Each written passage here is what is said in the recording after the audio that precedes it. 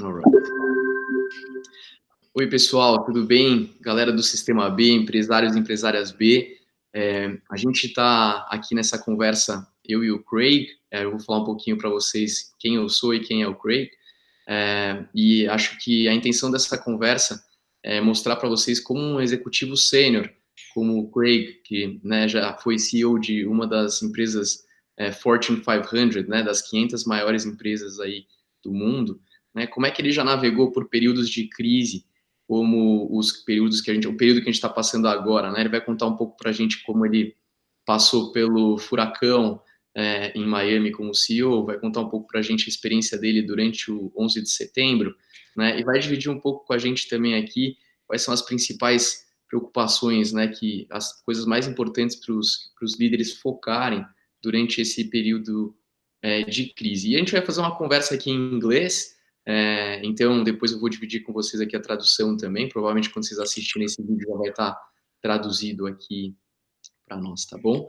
Espero que vocês gostem, espero que seja útil, principalmente aí para a galera do Sistema B, para a gente poder passar por essas juntos, galera, né? Tenho certeza que a gente vai conseguir passar por isso juntos.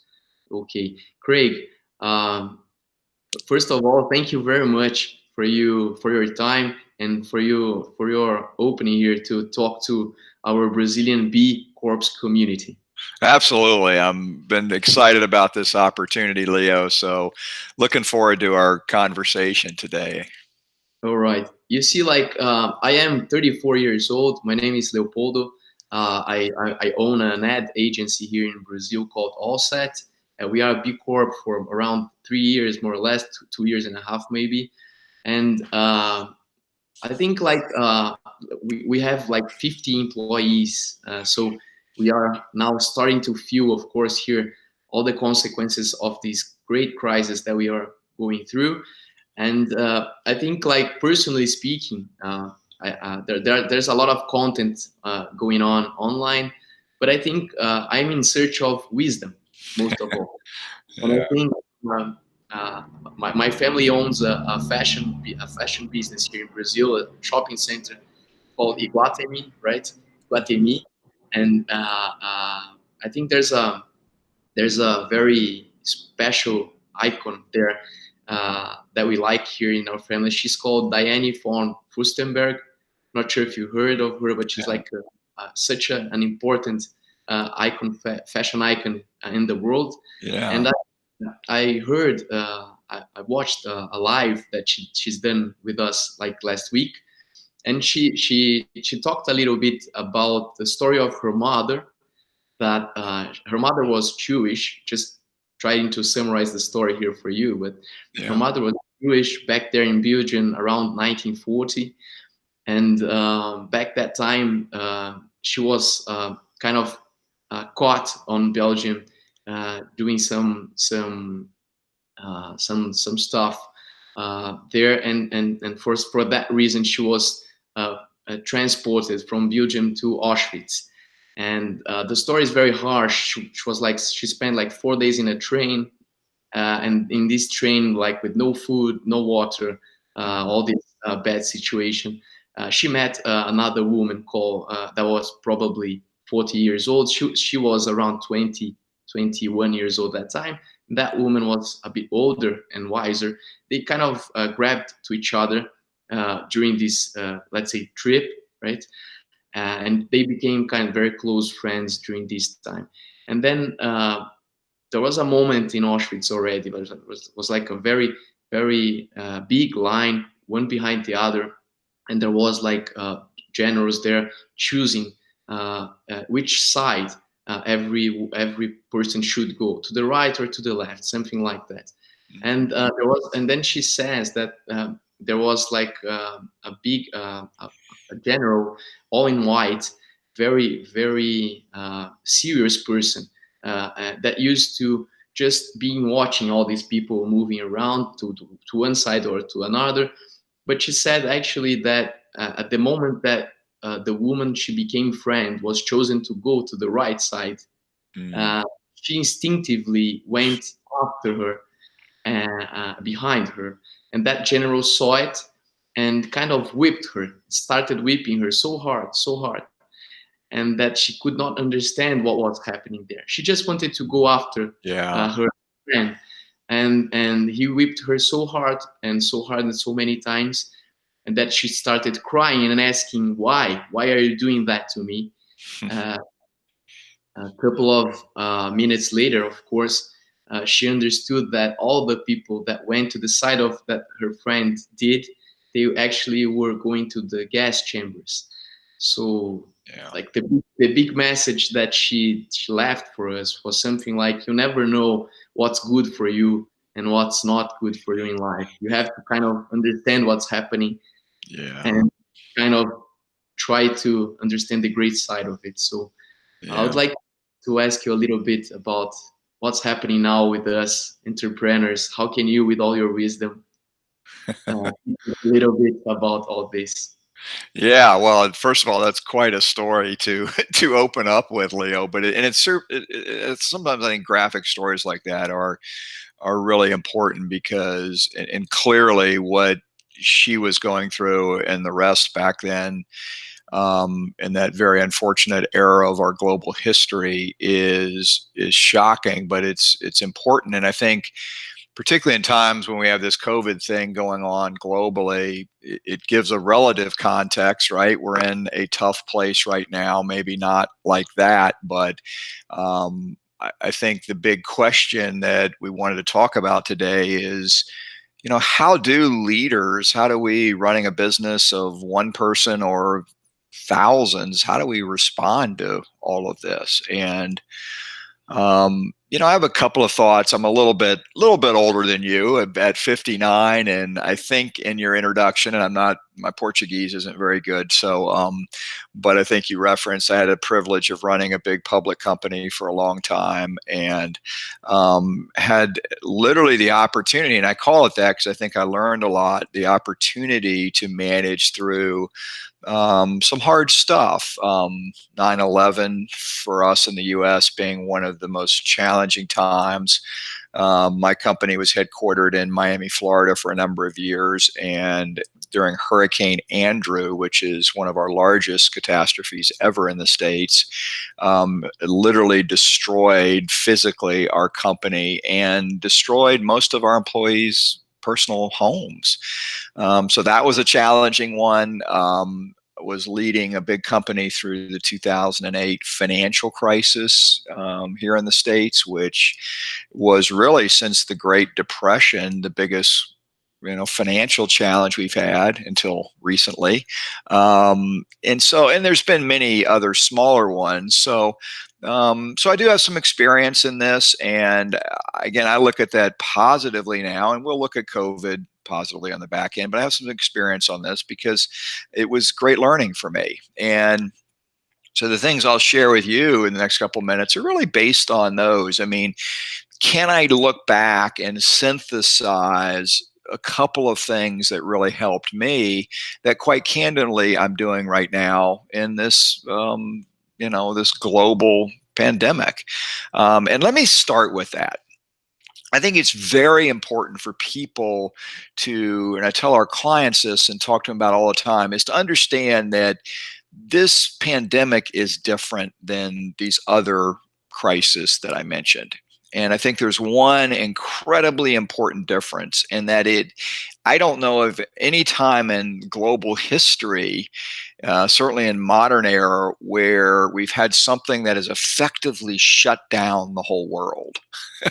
I mean, all of those things I just listed, 9/11, Hurricane Andrew, the 2008, I mean, those were very US based. Hurricane Andrew affected a very small slice of Miami, Florida, not even all of Miami. But boy, that slice that it affected, it changed our lives forever, dramatically.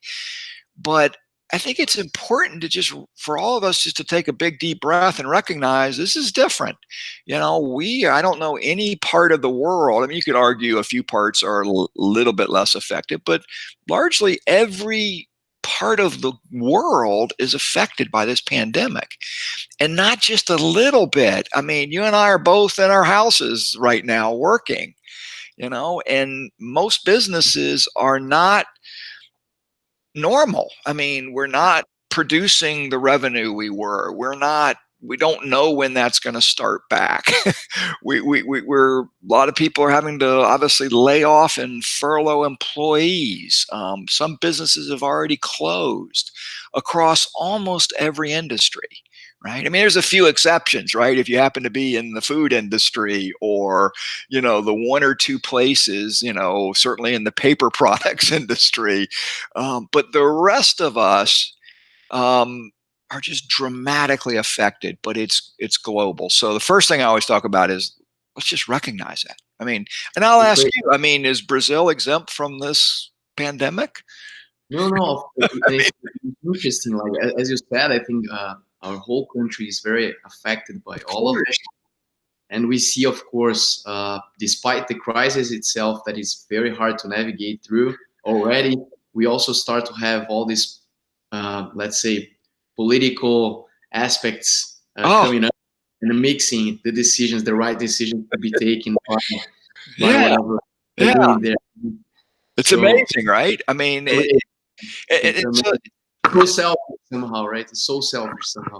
Yeah, and exactly. And so what happens when we're under any stress, particularly stress of this magnitude, our natural reaction tends to be everything is heightened. All of our senses are heightened. If we believe in a certain thing, then that tends to be heightened.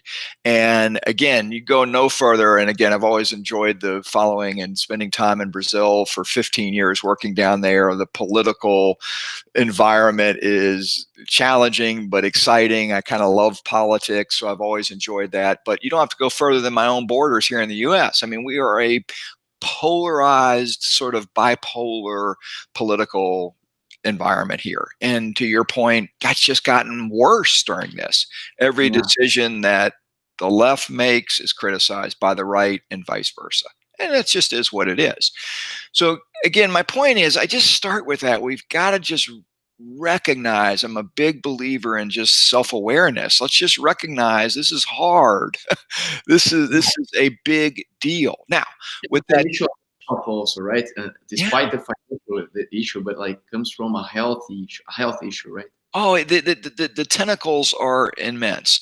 And so what I want to share with you just quickly is if I take, again, my history and hopefully a little bit of my knowledge and experience from stuff I've been through, and then what I'm using now with my own company, and more importantly, with a broad base of clients, not just domestically, but all over the world that we're trying to help with, is just three things that I think are really important to focus on.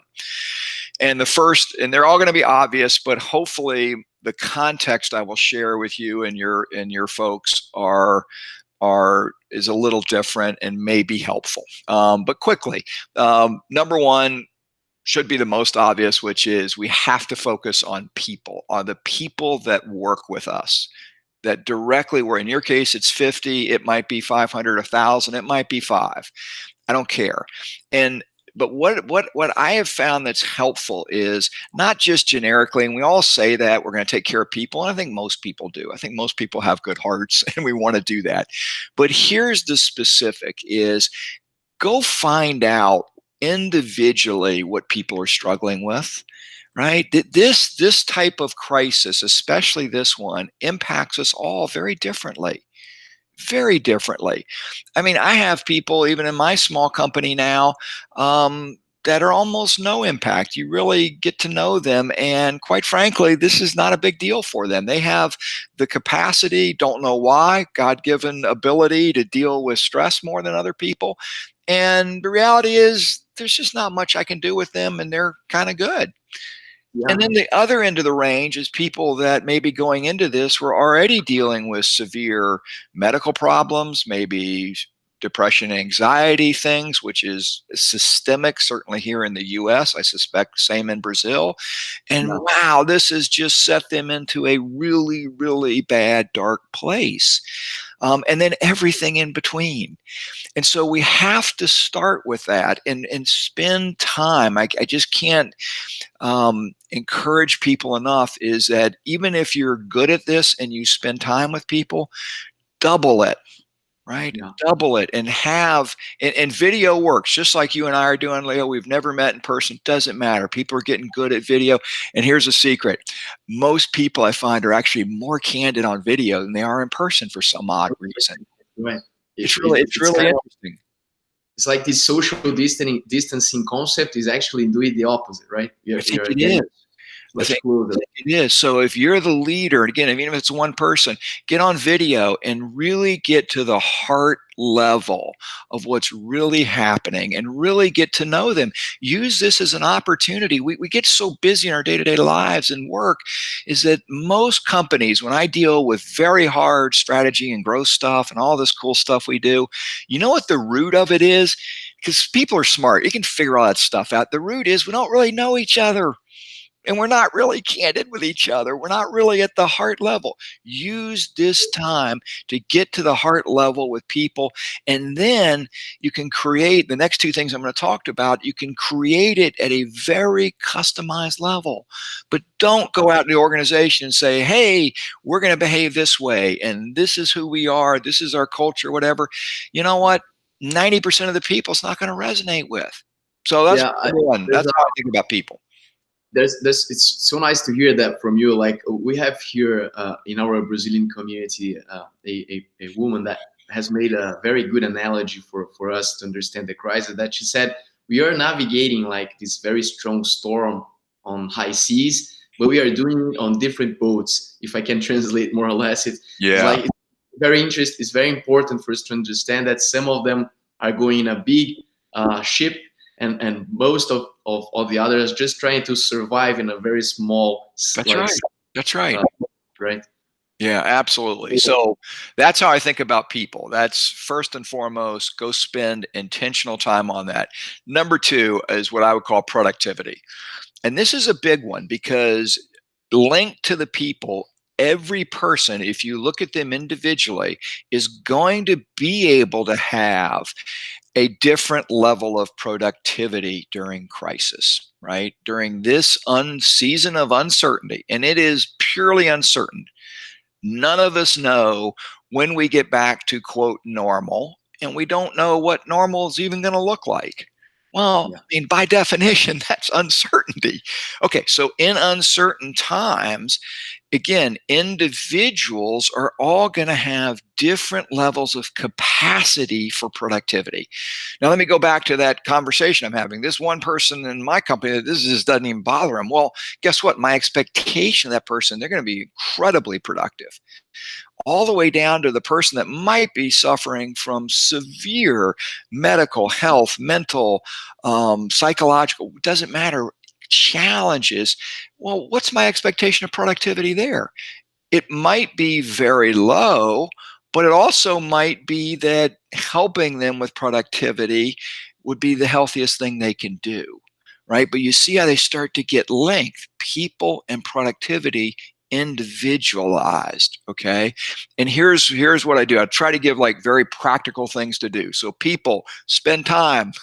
Whether if you've been spending an hour, spend 2 hours a week with them, or a day, or it doesn't matter to me, but spend time. Number two, productivity. Create specific productivity goals for individuals, right? Throw out the rule book, right? We tend to have groups of goals. We have company goals. This team does what it, throw it away, right? Because everyone's different on that team now. And people get that. They know more about each other than we realize. So go create very specific goals and roadmaps, and do it short term. We don't know when this is going to end. I mean, tend to do weekly goals right now. Yeah. We do a call. We actually do a Zoom video every day at 4:30. We call it our daily wrap up. And it's Yeah. so much fun. We spend 30 minutes on Zoom. We let people, anybody who wants to tell about something that happened during the day, it could be a success, it can be a business item, it can be a personal item. We do that wrap up. But that is very, very important because everyone has very specific goals that they're trying to achieve during this time of uncertainty. So that's the second thing I would encourage. Super productivity by individual. And then the third, which again, hopefully is intuitive, that wraps us up, is around communication. and I have a simple theme on communication during these times as well, is more is better. And once you've done more, you probably need to double it. You just have to. And again, for some leaders, that's easy. It's their number one thing they're good at. They love to communicate. They'll, love to talk to. For most of us, I mean, I've run big companies for a long time. Now I run a small, my own firm. Doesn't matter the size. I'm an introvert. That's just my core behavior. I mean, and it surprises people sometimes when I tell them that, because I've always had very public jobs. I do a lot of public speaking. I love doing it. I love communicating, but my core personality is an introvert. Okay. A lot of leaders are. Actually, I would argue most leaders are. But here's my point of that: is it doesn't matter. In times like this, you have to have the discipline to do the communication and then double it. And then double it. And whether you do it one-on-one, as I said, when you get to know the people, whatever format you use, I don't care. I'm not hung up on format, right? Before the crisis, we never did a daily roundup call. Why? We Yeah. didn't kind of need to. Well, guess what? It was the first thing we started in the crisis. Hey, we're not together anymore. And we all travel a lot, but we were always back in Atlanta together at some point. Um, so we'd have meetings regularly and whatever. I said, hey, wouldn't it be good if we just did a daily roundup? And about 2 weeks into the whole crisis, I asked the team, hey, should we just stop doing this? Everyone's in a good rhythm. Well, they're like, no way. This is like a highlight of our day. Well, guess what? We may not ever stop this now.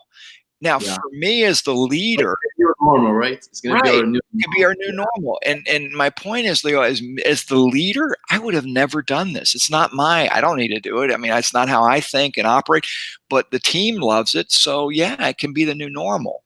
So again, people, think of them individually like you never have before. Double down on your time individually. Create a productive, specific roadmap of goals for each individual during crisis mode, shorter the better, and then communicate as much as you think you should, and then double it. Those are my Very three nice. things. And that's what I used. Again, I learned it in, School of Hard Knocks back in particularly Hurricane Andrew, and then through 9/11, through the financial crisis. And the financial crisis went on a long time. I mean, I'm hopeful we will be out of this much sooner. But I mean, that was a couple of years of really, really hard uncertainty in the US about, the recession we were in was real. I mean, it was really, really hard. And these were the three things when I go back and sort of recreate. And we did other things, and I'm sure there's tons of people that have opinions on this. There's lots of other good tools, but for me, when I synthesized the three buckets as a leader, these were my three go-to, and they're working for me right now. For our clients, we share them, and I think they're being very, very effective. So that's my 2 cents on sort of leading in hard times. Amazing. So. And Craig, I would like to ask you. I'm sure people don't know that yet, but you work with B corporations in the United States, right? You Sure. have a very close relation with Danone, if I'm not wrong. Here we talked a little bit earlier about that, right? That's right. And you talked about also how is your perception of us as B corporation leaders, the things we have in common that not necessarily help us running our businesses. So I would like you to talk a little bit about that with us, because I think again, in search for wisdom, it's very nice to hear from you, like how we should like help us going through this time, hard Yeah, time. absolutely. And just as context, I'm a big fan of the whole B Corp movement, if you will. And what I was sharing with Leo earlier is I love it when I see 34-year-old leaders engaged in this movement. And I think it really is a movement. I mean, there's a lot of certification, there's a lot of structure around it, but it really is encouraging for me to see the next generation of leaders taking this seriously.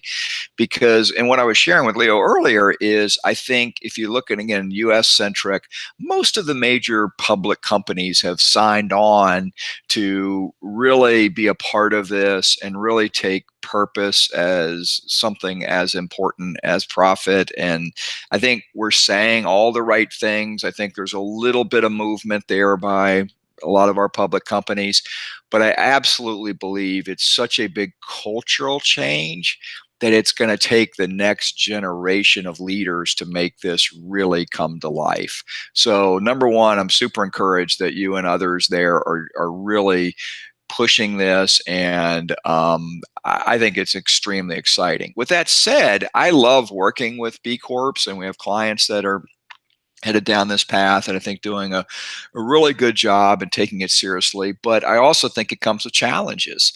And again, part of our work now, when I got out of public company life, I wanted to help companies, as I call it, get unstuck on hard topics. And for most companies, that means when we get stuck at the operating level, which is usually around growth, right? And it's usually when we get outside of our core business and we have to grow doing new things. And that's kind of where I love working with companies. And what I've seen in a lot of the B Corp type companies is the challenge around this unique balance, right?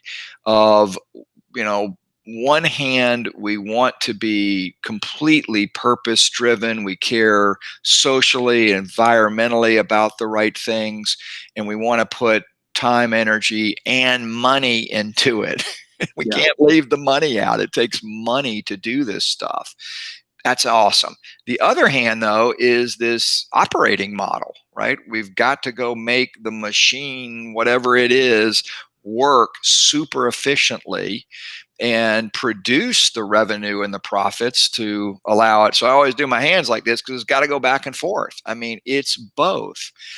And I think that creates a challenge, quite frankly. I think my generation had it a lot easier. I'm not necessarily proud of this in one context, because if you look at certainly as I've grown up in corporations, we really had one goal, right, which is shareholder return. I mean, that became the basis of every finance class in, the world, over the last 50 years, is how do we maximize shareholder return and financially, right? Just pure financial calculation. How do we do it? And quite candidly, if you watch any U.S. Earnings release call, for the most part, not every company, but most companies, it's largely still the message. Yeah, and it's important. Like as you said, it's a balance, right? We have It's to like, it's a balance, yeah, and and that it's interesting it's hard. as a community. It's like we have to be very open also here as leaders in Brazil, in our community, to understand that we can improve our management skills. This That's is right. this this is the right time. Maybe your business now is closed because of some law, so that you cannot operate. Or even worse than that, maybe we're gonna reopen the business very soon here, but not necessarily the people that used to go to your business is gonna go continue going because they are Right, afraid right. of different behavior now going on, right? So that's very important for us to use this time to kind of improve our skills, learn new things, right? I So think that's right, and that would be my encouragement, particularly for your B Corp audience today, yeah, is is to use this time, but also make sure that's part of the headset, that unless the machine is working right, and we're constantly reinventing the business model to produce the revenue and the profit to allow us to invest in all of the wonderful purpose driven parts that we want to go take care of. And again, people have all these wonderful missions, and I think companies should do that, but it's got to be both. And the minute we yeah. take the eye off one or the other, this thing gets really hard. And of course, I think the worst thing that's going on now is that we are running like against time. Let's say, like Yeah, people, of course, now we're talking about cash flow and this operational side of it. Once you do not have revenue anymore, you're kind of consuming your own cash, right? So absolutely. that's of course a great concern here that people are having. But I ask you Yeah, now, I know that you are a writer also, right? And a little bit. That's right. I like to write some chronics also. Here I have a channel called amen.com.br. It's called like, so just for you to speak and whatever, like I like writing there and putting my personal opinion on things that are going on. But I know that you wrote a book called Rapid Cycle Learning, or something like that, right? Yeah, the title is, yeah, our methodology, we call it rapid cycle learning. And you said an important word to me earlier, which is wisdom. And my entire practice now is around how to leverage the wisdom of others. And I define wisdom as knowledge and experience, and it has to be both knowledge and experience. And I think we all have that in some specific area. So our entire practice is built around how we find very wise people that are running other businesses, and then we bring them in to help our clients that are, as I call it, stuck on very hard problems. And what I found is that it's actually quite disruptive to sort of the traditional consulting world, which is very effective, but it tends to take a long time and it tends to be very expensive. And what we found is people have very good hearts, and wise people, if they're asked in the right way, love to help other people. So we bring together these small groups and we help companies get unstuck on hard problems. And so the title of my book actually is Unstuck, and how to leverage the wisdom of others. And it comes out, we have pre-release next month in May, and then the hard copy will be out in June. And I'm excited about it. I never went into this to be an author, and I'm doing a lot of speaking now about the book and the topic. Quite frankly, Leo, at my age and stage, and the reason I left public company life was I landed on this wisdom-based learning methodology because I used it at Assurant when I was running a big company, and I really wanted to share it with other leaders. It is a what I call game-changing way to move forward when we're stuck on really, really hard problems. And I just wanted to share it with leaders. People can do it themselves. They can get us to help them. It doesn't matter to me. My passion is I sat in your chair, right? I sat in the CEO, the chair for a long time by US standards. I actually got to do the job for 11 years, which is a lot longer than most. And I was very fortunate along that way to learn these things, and particularly this wisdom-based methodology. So my passion is I want to help people that are stuck in these hard jobs, and I have a blast doing it. The book was I was encouraged by some clients that were experiencing our work, and they found it very effective, and they kept saying, you should write a book about this. And so we wrote a book. That's the story. Craig, if I can ask here, just first, of course, to close our conversation here, not Sure. much time of yours anymore, but what trends, what challenges, maybe like what solutions are you like discussing with your clients Sure. in GSG?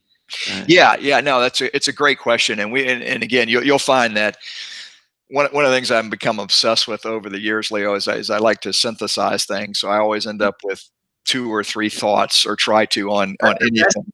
That's point of So I got 3 ideas on. Here's what we're talking to clients about. I think there's 3 things that we've got coming out of this crisis, especially, that I would really focus on. Number one, and the first 2 are really more around, I would call, efficiency. We have to be more efficient coming out of this than we were. That's code for, I would use this time to really look at the expense base of your company. Are you really spending the money? Because right now, most of us don't have as much revenue coming in, right? So are you really spending the appropriate amount of money? Number one, I call it low-hanging fruit. Spend this time figuring out what you don't need to be spending. Okay. Everybody's got it. We do exercises with clients all the time, stuff that I used, and it's shocking when you take a step back and you look at your expense base. There is low-hanging fruit that we call them nice to have spend, right? Get rid of that. You can always build it back, but get rid of it. You have to now, and most of it you won't need to bring back, right? You probably didn't need to be doing it anyway.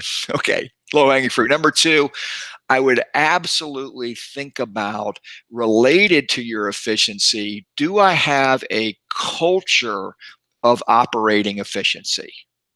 Do my key employees, my leaders, my managers think efficiency, right?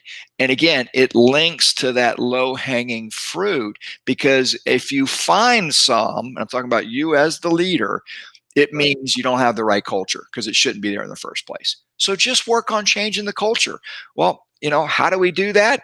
Some of it's got to start at the directive level, but Sure. incent people to find waste and efficiencies. And guess what? Make them the heroes of the company. Make Yeah. them not just the people that make the sale, which I'm a big fan of, right? Not just the person that brought in the big deal, but make the person that found the efficiency a hero too. And you will start to change the culture. And all of a sudden, low hanging fruit felt good. Now I've changed the culture, and we start to operate efficiently forever, right? Yeah. That's number two. Defense I'm as sorry. important. Defense is as important as attacking, right? Absolutely, absolutely. The third thing I would say is, okay, if that's not enough, and you start to come out of this crisis, and it's like, wow, that's just not going to get me where I need to be. And you said something very important. What if my business model changed? Right? What if I had a retail business model where all of my business was people walking in a store like in big crowds and buying stuff? I'm not sure when we're going to do that again. I mean, once we get the all clear to go do it, I don't even know, will we do that? I don't know. Maybe we will. My guess is if we do, it's going to take a long time. Okay. So number three is, if it's not enough, then again, you've got to step outside of the core and be super intentional about how I find new revenue. Right. That's when we kind of, those are the stuff that I like to work on. The other stuff's important, but this is really cool because you have some core things you're really good at, and you've got to get your team together and go figure out what else I can do related to my core, unless you want to be in a whole different industry, but what can I go do differently and do it now? And my encouragement on that is, don't make this a multi-year strategy project, right? You put smart people in the word, and this is when we bring the wisdom in. We like to bring in these wise people to say, hey, here's three options. Here's your core business, right? Let's say you make coffee cups. Got my coffee cup here as usual in the morning, and now I want to make water bottles. That'd be pretty related to it, but you never made a water bottle. Well, there's people out there that have made water bottles, and maybe you could be really good at it. Well, make that decision. If that's a smart thing to go do, stop talking about it. Make a decision. I'm going to go from coffee cup to water bottle. Now my whole focus becomes execution, right? Sure. And that's where most companies, I can tell you, my own company, when we struggled, and hundreds that we get to work with all over the world, that's where we struggle. It wasn't on the strategy, right? I mean, look what you've done with your business. You're sharing with me your cool business model. You went in an industry that's been around for hundreds of years, and you figured out a new way to resonate. Your agile working process is very different in that space. That's not core. That was different. But you decided to do that, and then you just went and executed, built a great business, right? And I would encourage you to do that. So get the low hanging fruit, work on the cultural change so that stays forever, right? And then go figure out what that next thing is, right? Because your core is probably different. Those three things is what I'd go do. And Craig, just the last question, I Yeah, promise. sure. No. We here as B corporations, we are very preoccupied with the whole chain. And as you said, like we love triple impact. We have to grow economically, but we have to help our local community and the environment too. Sure. And it's for us, it's crucial that we do not leave these values behind on these harsh times. Right. So on one hand, we have this way of thinking, which we believe is the new way of, is the best way for our world to develop. But on the other way, we have a lot of pressure for pricing.